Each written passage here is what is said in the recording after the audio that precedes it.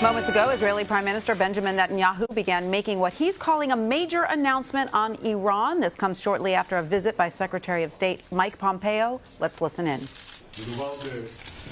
הישג מודיעיני מן הגדולים שידעה מדינת ישראל.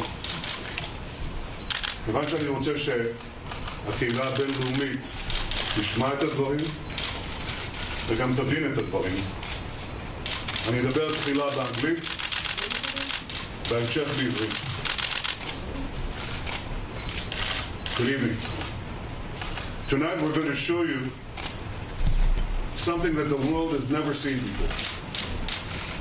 Tonight, we are going to reveal new and conclusive proof of the secret nuclear weapons program that Iran has been hiding for years from the international community in its secret atomic archive.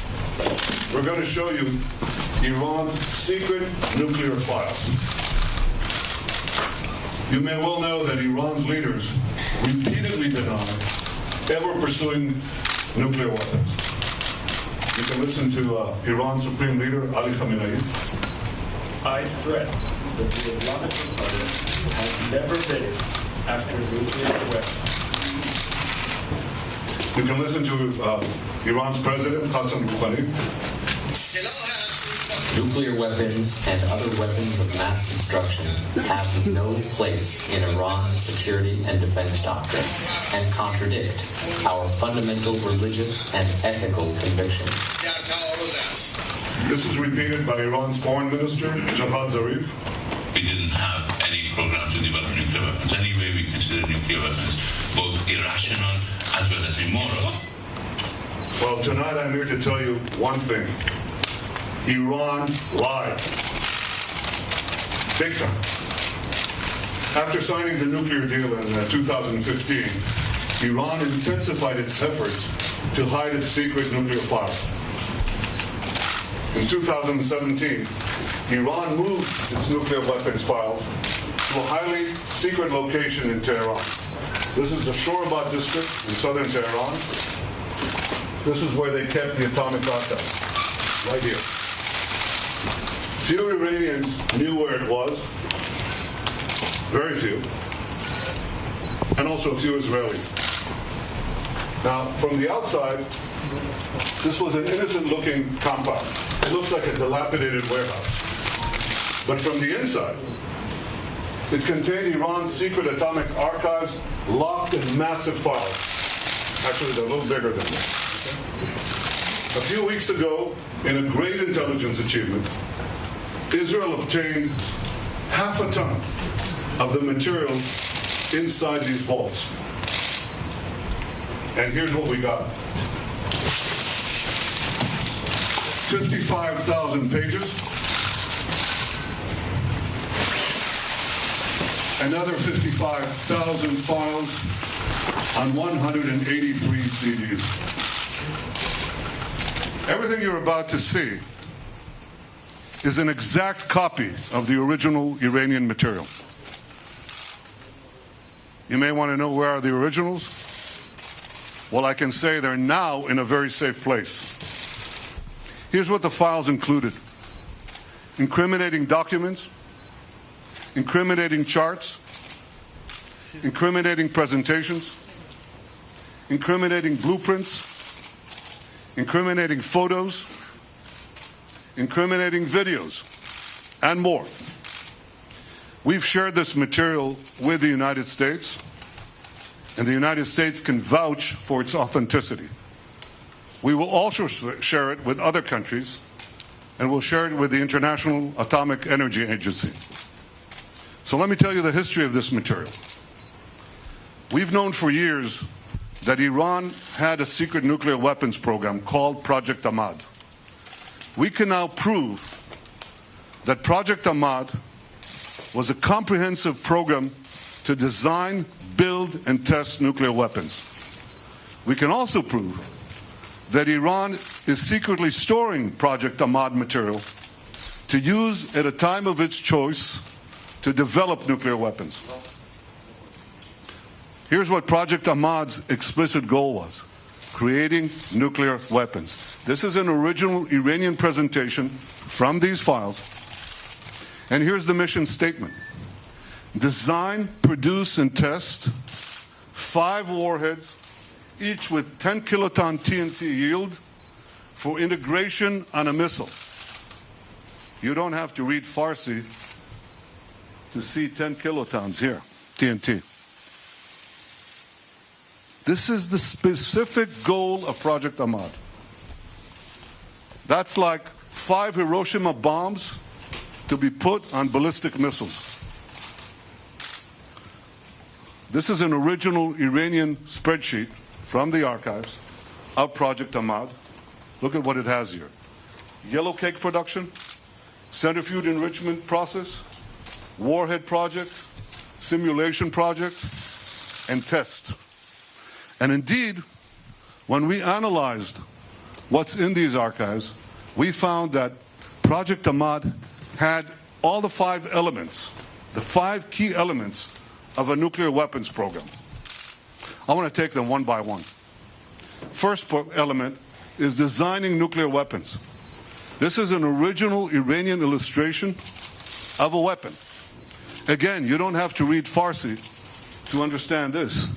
This is U-235, that's enriched uranium, right here at the core.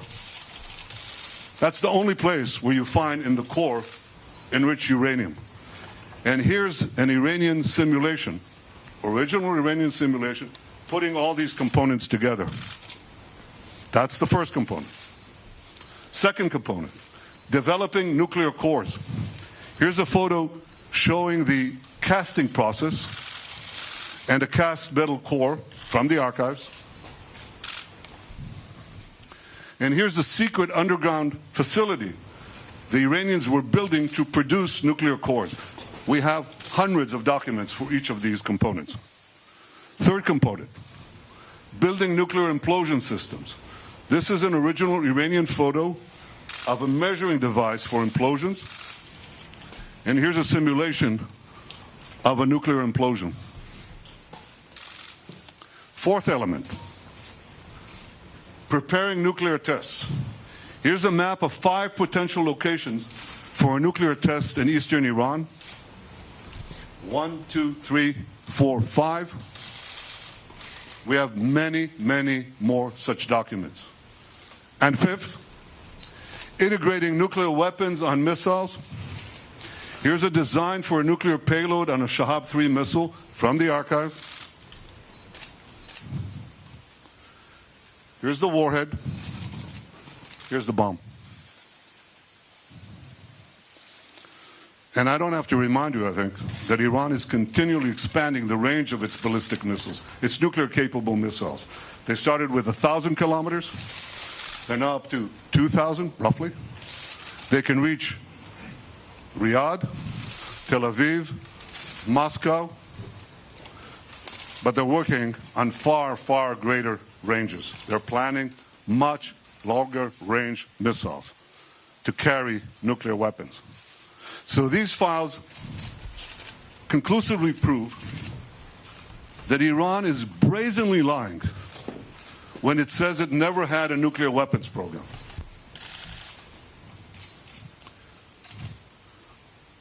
The files prove that. But here's what happened next. Iran was faced with mounting pressure in 2003. You remember that. That was following the Gulf War. So it was forced to shelve Project Ahmad. But it didn't shelve its nuclear ambitions. So Iran devised a plan to do 2 things. First, to preserve the nuclear know-how from Project Ahmad. And second, to further develop its nuclear weapons-related capabilities. That plan came directly from Iran's top leadership. Here's another document from the archive. This is following the new directive of Iran's Minister of Defense, Mr. Shamkhani. Today is the director of the National Security Council. Following the new directive of Iran's Minister of Defense, the work would be split into 2 parts, covert and overt. A key part of the plan was to form new organizations to continue the work. This is how Dr. Mohsen Fakhrizadeh, head of Project Ahmad, put it. Remember that name, Fakhrizadeh. So here's his directive. It's right here. And he says, the general aim is to announce the closure of Project Ahmad, but then he adds, special activities, you know what that is, special activities will be carried out under the title of scientific know-how developments. And in fact, this is exactly what Iran proceeded to do. It continued this work in a series of organizations over the years. And today, in 2018, this work is carried out by Sapand. That's an organization inside Iran's defense ministry. And you will not be surprised to hear that Sapand is led by the same person who led Project Ahmad, Dr. Fakhrizadeh, and also, not coincidentally, many of Sapand's key personnel worked under Fakhrizadeh on Project Ahmad. So this atomic archive clearly shows that Iran planned at the highest levels to continue work related to nuclear weapons under different guises and using the same personnel. I want to give you another example of Iran's nuclear weapons-related activities that continued after Project Ahmad. You all remember the Fordow facility? Can you show that? Fordow uranium enrichment facility. This was a secret underground enrichment facility that the Iranians built under a mountain. You don't put thousands of centrifuges under a mountain to produce medical isotopes. You put them there for one reason: nuclear weapons, enrichment for nuclear weapons. But the files show that Fordow was designed from the get-go for nuclear weapons as part of Project Ahmad. Here's an original Iranian blueprint of Fordow.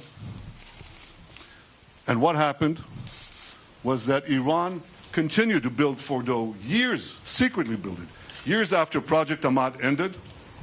Here's what it looks like. That's the entrance. It goes under a mountain. You also will not be surprised that Iran insisted on keeping Fordow. And amazingly, the nuclear deal enabled it to do it. It enabled it to do it, but this came with a hitch. Iran was required by the IAEA to come clean, by the nuclear deal, to come clean to the International Atomic Energy Agency about its nuclear program. This was an explicit condition for implementing the nuclear deal. Iran has to come clean. So in December 2015, the IAEA published its final assessment of what it called the military aspects of Iran's nuclear program. This is the report. This was Iran's chance to fully come clean to the IAEA. They could tell the truth. They could say, we had this program, the secret program. It's over. We shelved it. It doesn't exist. We destroyed the material. Here's what Iran actually told the IAEA. It said, Iran denied the existence of a coordinated program aimed at the development of a nuclear explosive device, and specifically denied, get this, specifically denied the existence of the Ahmad plan. The material proves otherwise, that Iran authorized, initiated, and funded Project Ahmad, a coordinated program aimed at the development of a nuclear explosive device. Here's another document from the archive. This is a master plan of Project Ahmad. Iran said to the IAEA, no work has been conducted with multi-point initiation. This is multi-point initiation. You've got to forgive me. This jargon, this scientific terminology is something that is necessary to understand the production of nuclear weapons. But here's what they say. No work has been conducted with MPI technology in hemispherical geometry. But again, the archive shows that this is a complete fabrication. Iran conducted extensive work with MPI technology in hemispherical geometry. Here's an example. Hundreds of more documents prove it. Iran said to the agency that it had not conducted metallurgical work specifically designed for a nuclear device. But the files again show that this is a lie. Iran conducted extensive metallurgical work, specifically designed for a nuclear device. Here's an original Iranian photo, plenty more in the archive. So what I've shown you tonight is just a fraction of the total material that we have. But even from this sample, you can draw 4 main conclusions. First, Iran lied about never having a nuclear weapons program. 100,000 secret files prove that they lied. Second, even after the deal, Iran continued to preserve and expand its nuclear weapons know-how for future use. Why would a terrorist regime hide and meticulously catalog its secret nuclear files if not to use them at a later date? Third, Iran lied again in 2015 when it didn't come clean to the IAEA as required by the nuclear deal. And finally, the Iran deal, the nuclear deal, is based on lies. It's based on Iranian lies and Iranian deception. 100,000 files right here prove that they lied. So here's the bottom line. Iran continues to lie. Just last week, Zarif said this. We never wanted to produce a bomb. Again? We never wanted to produce a bomb. Yes, you did. Yes, you do. And the Atomic Archive proves it. The nuclear deal gives Iran a clear path to an atomic arsenal. It does so because it gives them the 3 components that are necessary to produce this arsenal. First, unlimited enrichment in a few years. And they plan to do that. They plan to have several 100,000 advanced centrifuges with which they can enrich mountains of uranium for that core that I showed you before, for many, many such cores. Second, it completely fails to address Iran's continuing development of ballistic missiles. And third, and this is new, it completely fails to address Iran's secret nuclear bomb program and its advanced work on weaponization. We just did. So this is a terrible deal. It should never have been concluded. And in a few days' time, President Trump will make his decision on what to do with the nuclear deal. I'm sure he'll do the right thing. The right thing for the United States, the right thing for Israel, and the right thing for the peace of the world.